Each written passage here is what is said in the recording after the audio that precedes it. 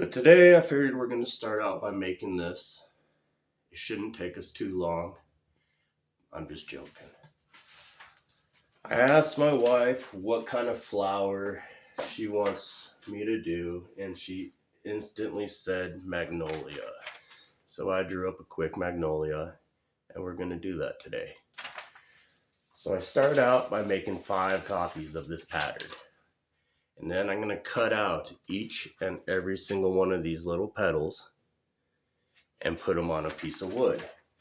And before I put them on the piece of wood, I take a piece of blue tape, painter's tape, and I put it on the wood. And then I take a glue stick, or sometimes super strength 77. Now, I don't sponsor these guys at all. I have no affiliation with them. It's just stuff I use.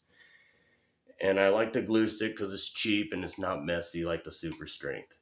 But sometimes some patterns call for the extra glue so it doesn't come off.